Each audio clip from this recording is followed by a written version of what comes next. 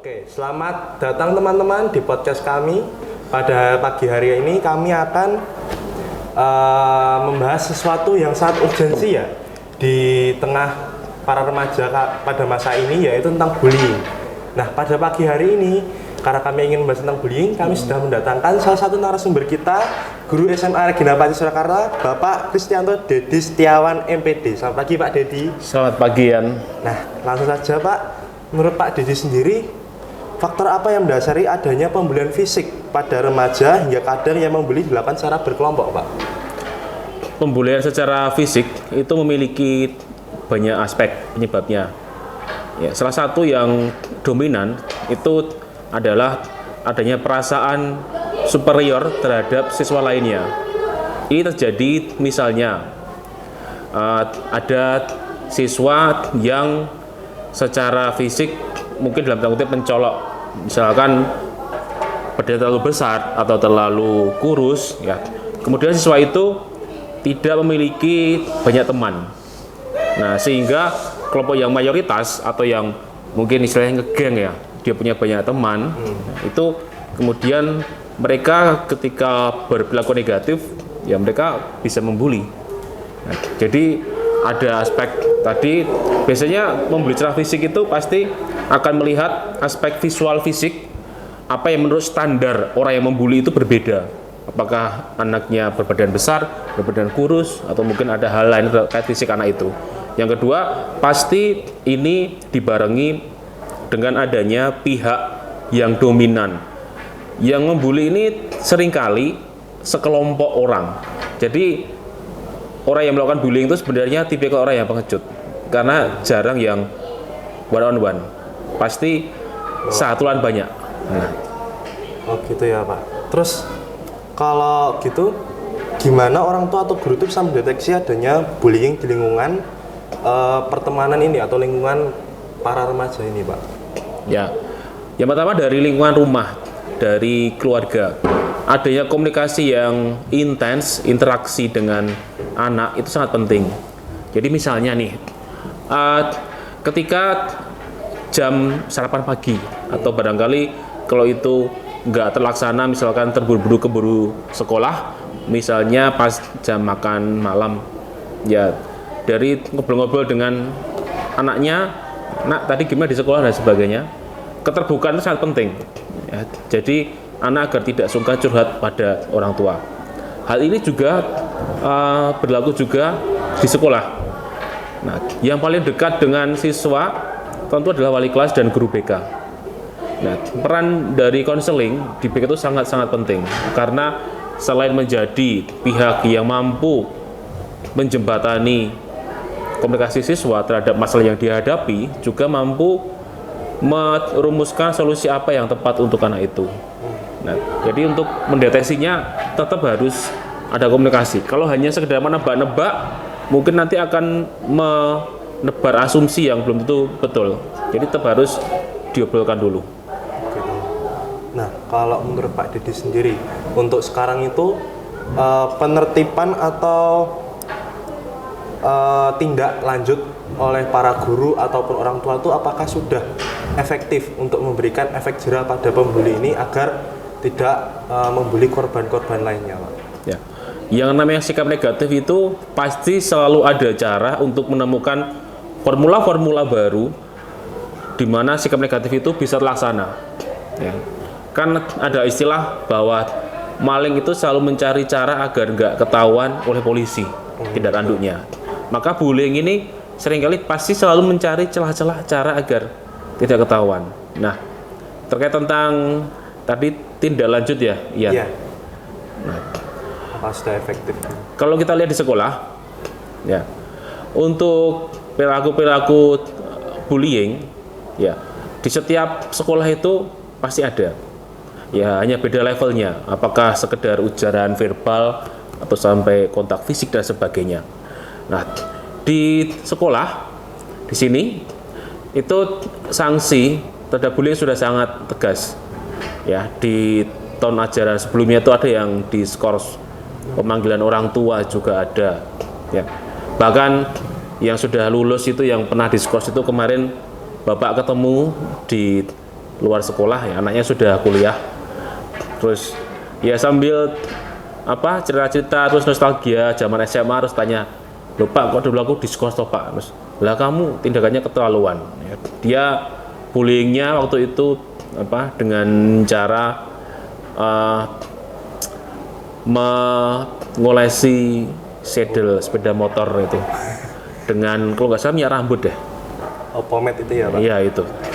Ya jelas, karena itu ternyata dilakukan berkelompok dan ternyata itu tindakannya nggak cuma itu doang. Ya waktu itu ya dipanggil dan diskors. Itu salah satu tindakan yang sangat tegas karena orang tua tahu. Jadi jangan sampai ketika ada siswa itu ya bermasalah itu yang tahu hanya sekolah dan siswa. Bisa aja siswa nggak kasih tahu. Jadi orang tua tahu, diajak komunikasi di sini agar orang tua pun juga bisa memberikan pendampingan yang tepat nanti di rumah. Ya, gitu. Jadi harus dari sisi orang tua, dari sisi guru juga harus ada semua ya Pak pengaruhnya dalam menangani bullying ini juga. Ya, karena yang bisa memberikan sanksi dalam tanda kutip ya hanya itu. Karena kalau di luar pergaulan nanti beda lagi. Misalkan di luar circle pergaulan, misalkan saya punya circle komunitas di luar, nongkrong di tempat ini biasanya.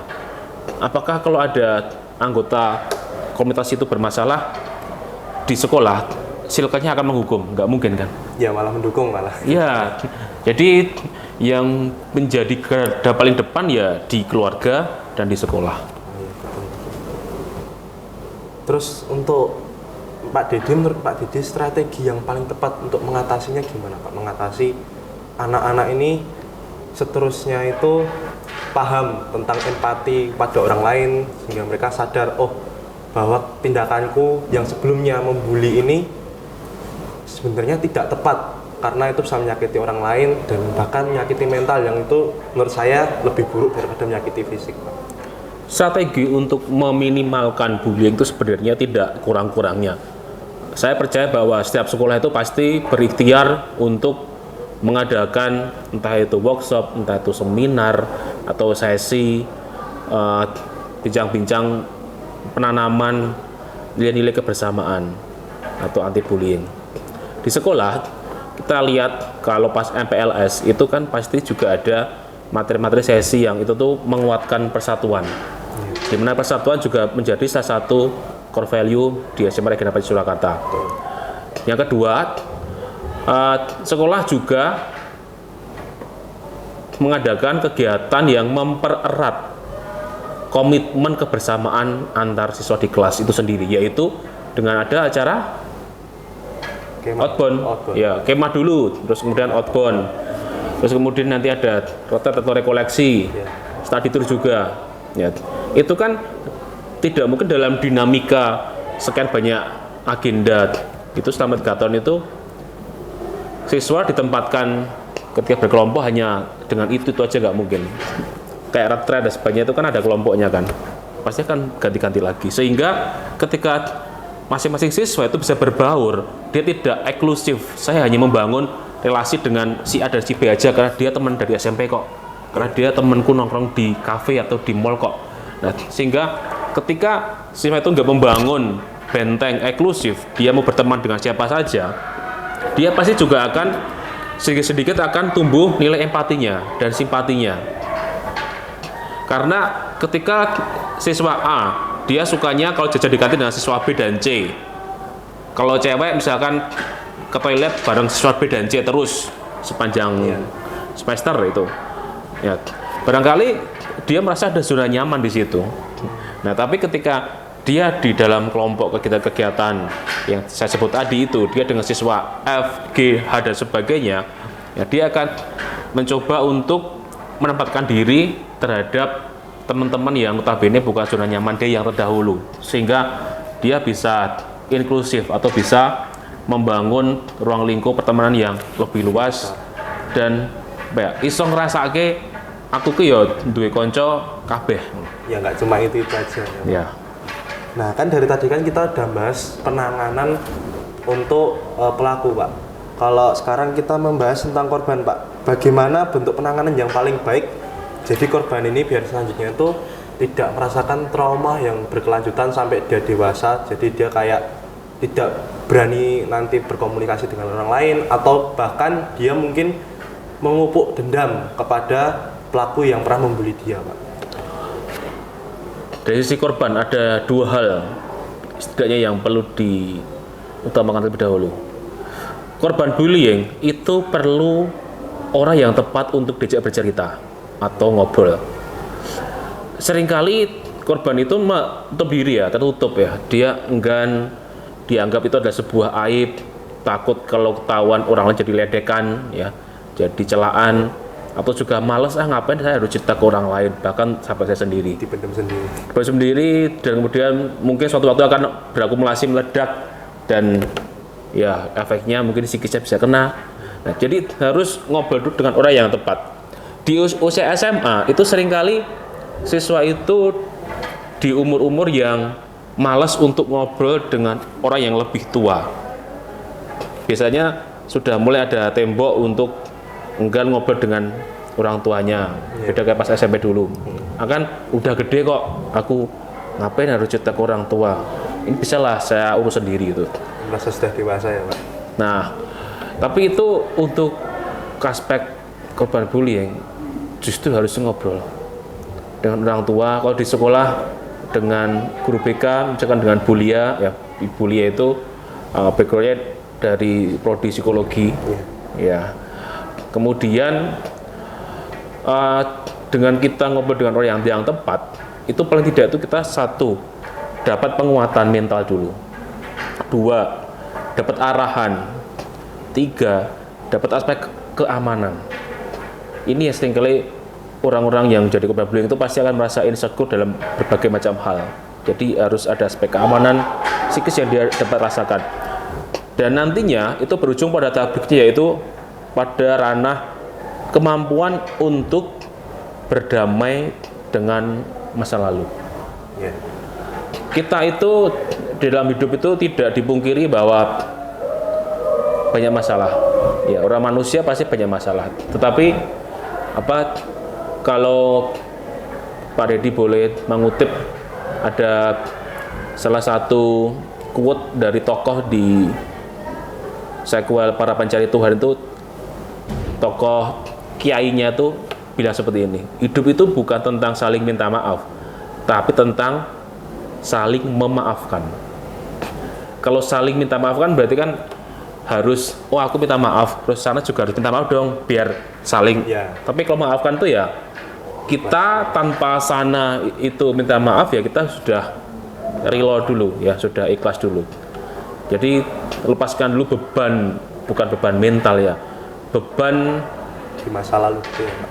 Permasalahan beban pikiran itu dengan orang yang tepat, dan berdamailah dengan masalah itu. Masalah itu kalau kita nggak lost ke dalam artian yang positif seperti tadi itu, mungkin akan menghantui kita terus. Ya, banyak peristiwa bunuh diri itu menjadi akumulasi. Contoh, ada grup musik tenor di luar namanya Linkin Park, itu vokalisnya Chester Bennington, dia bunuh diri juga karena akumulasi masalah yang bertahun-tahun dia lakukan.